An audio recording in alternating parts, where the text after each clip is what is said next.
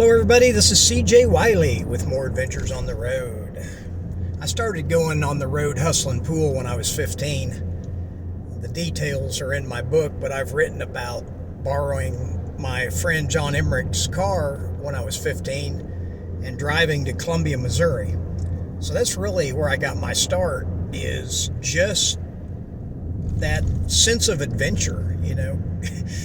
I didn't have a driver's license, and jump into a car and drive 90 miles to a strange place and gamble playing pool. I don't think that's a typical thing for a 15-year-old kid to be doing, but by the time I was 19 or 20, I'd basically had a college course on hustling pool and was fortunate enough to run around with some of the all-time greats like Strong Arm John, Chuck Bradley, Doug Smith, Rusty Brandemeyer, Dalton Leone, Junior Weldon Rogers, who I'm going to do a podcast with soon. Can't wait for that. Omaha John, of course, I've talked to him, and they were great influences.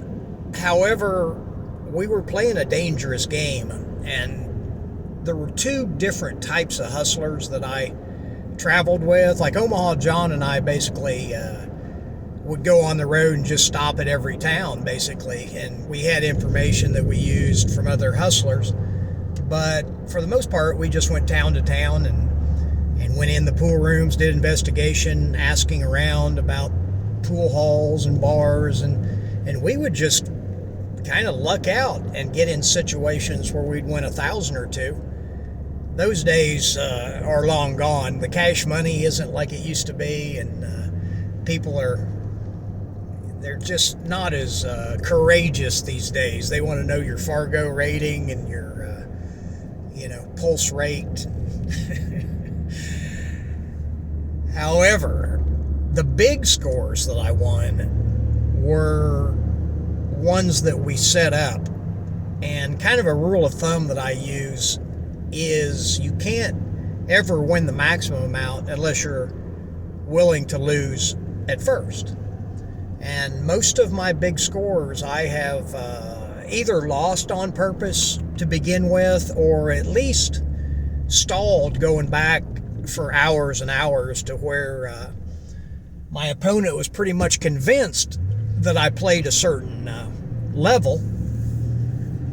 And once they come to that determination, nobody can change their mind. I've had people that would try to warn somebody that I'm playing, because then at some point, a lot of times I would wait until they got into a zone, because I know when they get in that zone, they're definitely not going to want to quit. And then if I can beat them while they're in that zone, they're going to lose the maximum amount of money. And I've done that many times. Now, it's a little bit dangerous because you can get beat like that, because I've seen some, kind of mediocre players, maybe, what would be about a 600 Fargo or whatever, which is, I guess, a little bit more advanced in the league world, but playing me, they shouldn't really have much of a chance. But on a bar table, I've played guys where I stalled back and forth and just went back and forth for a number of hours, and they would get into what we call dead stroke, and all of a sudden they wouldn't miss a ball. They would play almost championship level speed.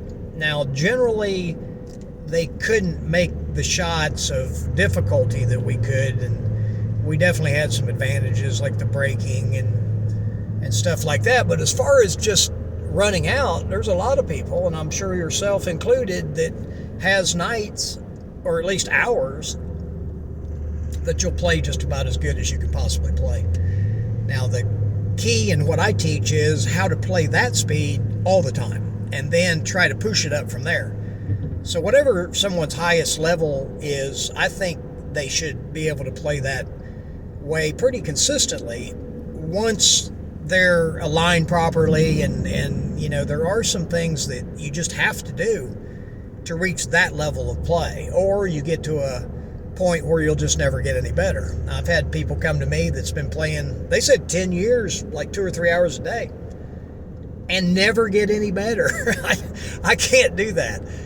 And I wouldn't expect you to either. That's how come I came up with the stance mat and the stance stroke trainer, so that you can get in a perfect position exactly like I do, and your greatest players. I mean, we're all a little bit different, but what I did was create the ideal position so that you can go down, and then the super stroke trainer is a resistance band, which is like having ankle weights on, or weights on your back. I used to do martial arts training with a 40-pound sack on my back.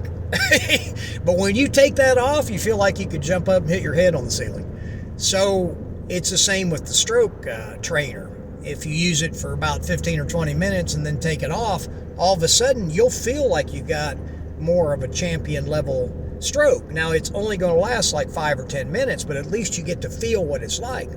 And it puts your body in a position where your arm and elbow and everything will get into a slot that you can't do anything but hit the ball straight. They say the difference between an amateur and a professional is an amateur will practice till they can do it right, which most people can do it right.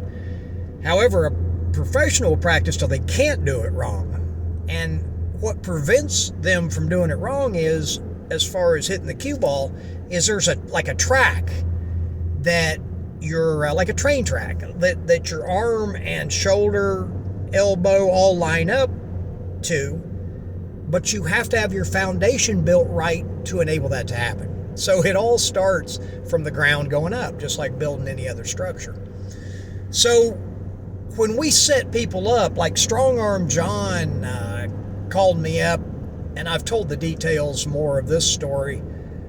When I was 20 years old, I was in South Carolina, and I was stone broke. I didn't have a penny. As a matter of fact, I had 3 pennies. I walked to McDonald's. It must have been a mile, this walk. I got there, and I was 3 pennies short of having enough money to buy like the quarter-pounder meal or whatever it was I got. And I must have had a look in my eye, because they said I was 3 cents short. And I said, oh, man. I said, I just walked a mile to get here. And, man, they were nice enough just to give me the meal anyway and pay that 3 cents. And that's special to me. You know, in life, that same person that gave me a break when I needed it for 3 cents, I could have given them 300 later down the line just because of that unselfish act, you know. And it wasn't about the money. It was just, obviously, it's 3 cents. But wanting to help and just human compassion goes a long ways. So when we targeted the big scores, probably 80% of the time it was drug dealers. So I got into that world, and a lot of times I would impersonate a drug dealer. There's a big article was written on me by Mike Geffner out of New York City, and he wrote in that story about how I used to impersonate a drug dealer, and I would wear the clothes, and I usually wore alligator boots is something that I would wear a lot, because that in the underworld kind of forecasts that you're not just a dealer, but a high-level dealer. And if you go down into Texas and you see these guys with a lot of gold on and they got their fancy boots, you can pretty much guarantee that they're into some of these illegal activities. And it's just a way of life for them. It's something that I don't regret at all, getting to know some of those guys, because quite honestly, I would trust them more than I trust people in the the real world of business, so-called. I mean, it's all real, but I've been screwed over more by people that were like a CPA. I had a CPA embezzle $180,000 from me one time, and we caught him. I say we. I called in somebody that was a real expert, and a friend of mine, John Emmerich, same guy that loaned me his car when I was 15. And a brilliant guy, and he had done books for a publicly traded company in Hawaii, and super sharp mathematically. He said when he was 17 there wasn't a mathematical problem he couldn't solve, and if it couldn't be solved, he could tell you in less than 5 minutes to prove he wasn't a servant. So that's the level this guy was on. And he came in and figured out what my CPA was doing. He was playing a shell game with my finances, and it was about $180,000. I ended up settling for $90,000. I didn't realize at the time, but you can get the district attorney. If you've got proof that somebody embezzled money or stole money, you can get the district attorney, and they will come in and back you up. And at that time, if it was over $10,000, it was 10 years in jail they could give them. But if it was over $100,000, it was 20 years in jail, or prison. So they put heat on this CPA, and he was facing 20 years in prison, and we had a ironclad case on him. I mean, it was all documented. He had not covered his trail well enough, and my friend John understood computers well enough to set little traps for him and figure out pretty quick that he was doing something underhanded. He would time how long he was on different subjects on a computer. He would give him some things to do, and he was basically helping us to find out what he was doing, come to find out. So, of course, he's not going to go along with that. So when he was doing these things, my friend asked, John knew approximately how long it would take, like if it take 10 or 15 minutes, but he saw the guy would go on and just spend like 2 minutes. So he saw that pattern, so he knew the guy wasn't trying to help us. And, at that time we didn't realize that helping us would put him in prison, potentially. So I've seen both sides of this, and some of my greatest stories I've been really reluctant to tell, but I've got a few more that I've been cleared to be able to talk about. I still, shouldn't mention exact names on some of these things because you're dealing with some high-level underworld characters. The good thing about it is, a lot of them are no longer with us. And the ones that I picked on the most, that I liked to gamble with the most, were a certain type of drug, and that was the powdered form of it, especially that white powder.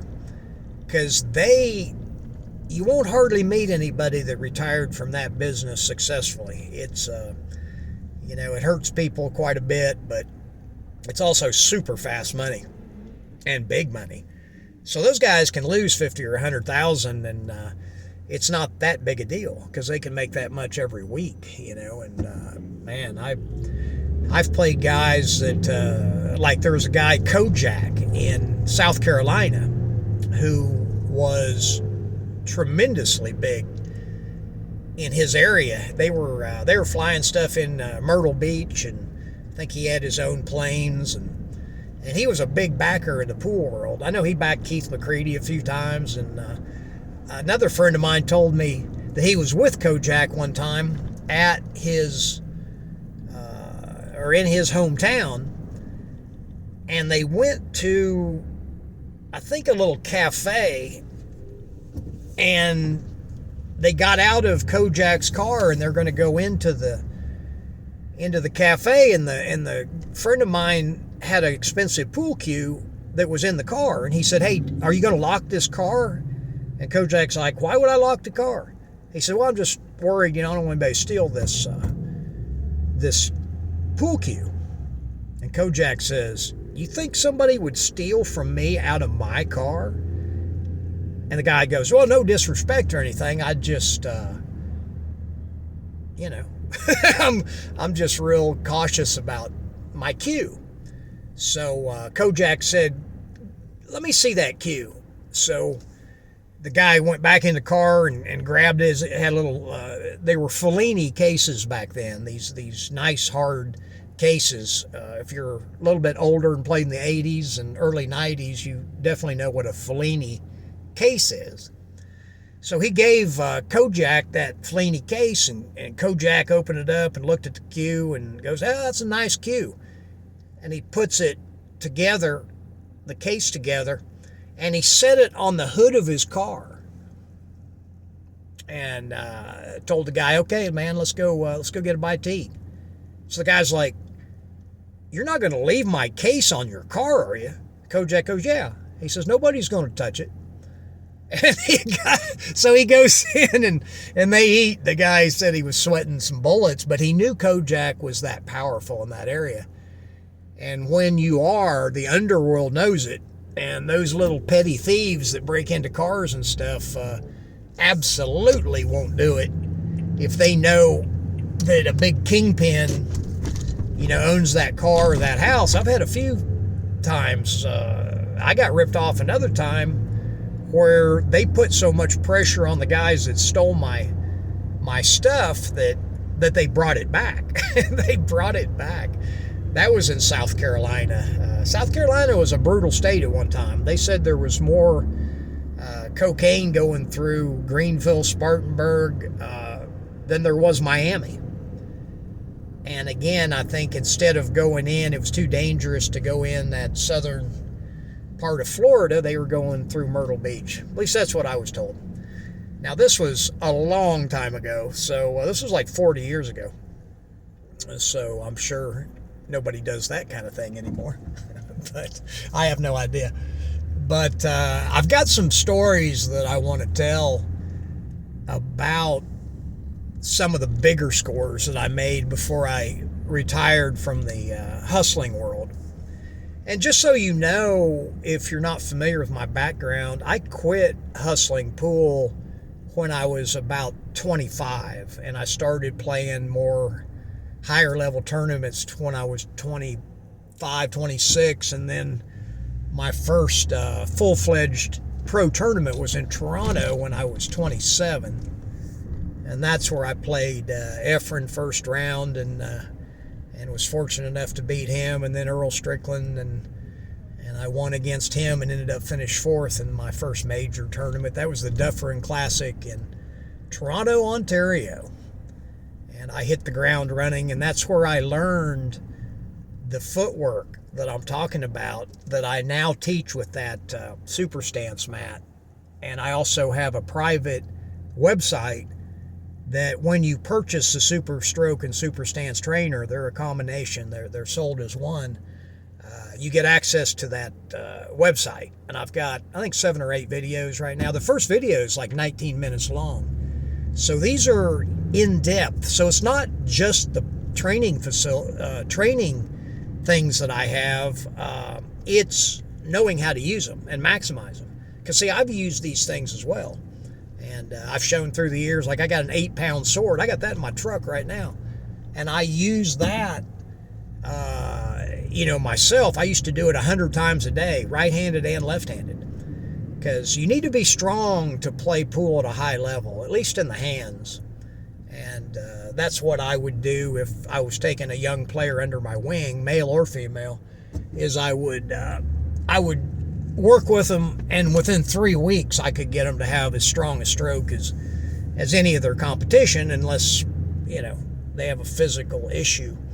But like Earl Strickland, I asked him, when you're playing your best, Earl, what's your secret? And he looked at me, he said, CJ, it's all in the hands. It's all in the hands. And he's right.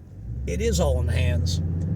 And so your hands need to be qualified. So it does take power, and the Super Stroke trainer creates that power through resistance. It's kind of like lifting weights for your stroke. But I highly recommend, if you're doing anything like that, you have to do it perfectly as possible. You have to get in the good position. See, because if you're training your arm to make a more powerful stroke, but you're not in the right position, then you're training the wrong track or plane or slot, some people call it, but when you get that in the slot, like I said, you just bring your hand back and return it, and that cue ball has to go exactly straight. So when you talk about shooting straight, and the people that shoot the straightest, like Shane Van Boning and Filler are probably the straightest shooter. Gorst is probably maybe just a hair under them. So, but they shoot really, really straight. And if you watch their footwork, they have it down, as well as they can. Now, I think they could all improve that a little bit. And most of them, I don't care how well you play. I mean, when I was ranked number one in the world and certainly one of the best money players in the world, I always was trying to get better. There was never a time when I was practicing or playing that I wasn't working on something. I never was much of a practice player, but I'd put in an hour before big events, sometimes 2 hours. That's about all I could practice. But I played a lot of money matches, and I gave up really big handicaps so that I had to play pretty much perfect to win. But that's the type of pressure that I needed to improve. Like just practicing, I mainly practice things that I'm having trouble with. Like if I want to shoot balls off the rail for 20 minutes or shoot combinations for 20 minutes, I usually do 20 minutes of whatever I'm doing.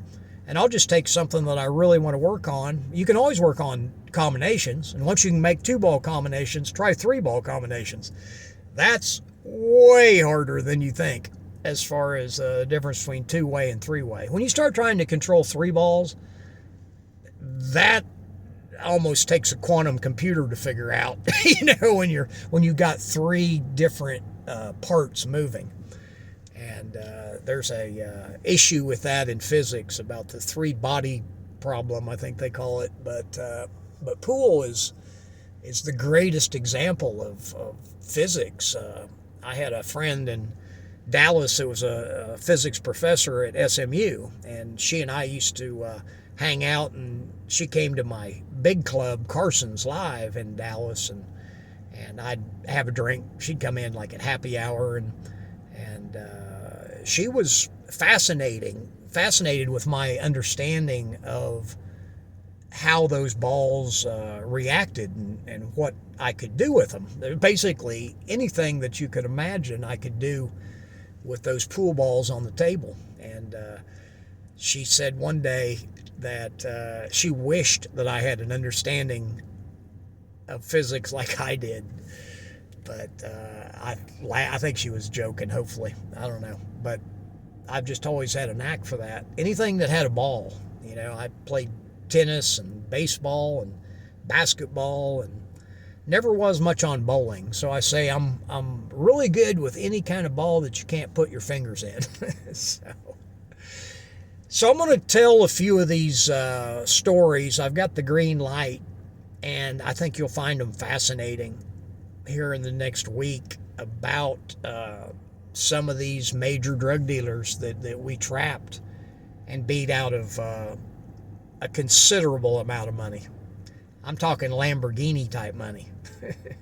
So anyway, if you want to look into my Super Stroke trainer, it's at cjwiley.com. If you want to learn my fundamentals, techniques, and systems, go to masteringpocketbilliards.com, and I have a lot of good stuff in there. And my YouTube channel, if you're not a member, I'd appreciate if you join it and share my information if you have people out there that just want to play the game of pocket billiards better, because that's what I'm here for. I want to share this knowledge before I'm gone, and I've got some of the more advanced stuff coming up soon.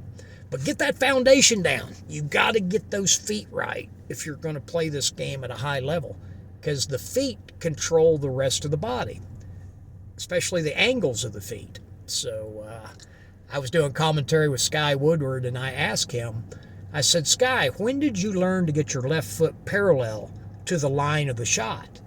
And he thought for a second, and he said, I don't know. He said, somebody told me that. I tried it, I liked it, and I kept doing it. And I was like, well, it wasn't that easy. I said, it took me like 2 weeks to get it where it was natural, which that's just the way it is. It takes 2 or 3 weeks when you're trying to change something to make it as natural as possible.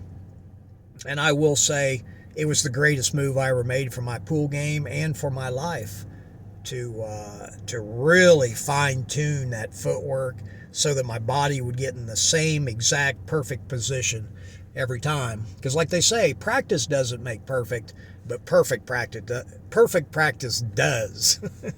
Practice doesn't make perfect, but perfect practice does. So that's my whole thing is if I'm going to practice, I want to practice as perfectly as possible. And then those fundamentals and systems and techniques you develop will hold up under pressure. And that's the most important thing. Anybody can play in their home pool room when it's comfortable situations, but playing for a lot of money, especially in uncomfortable atmospheres, that's where you've got to be solid. And that's what we did to make a living. So I'm going to share everything I can about how to help you do that. And you can reach your highest level as well. Anyway, this is CJ. Till next time, I'll talk with you soon.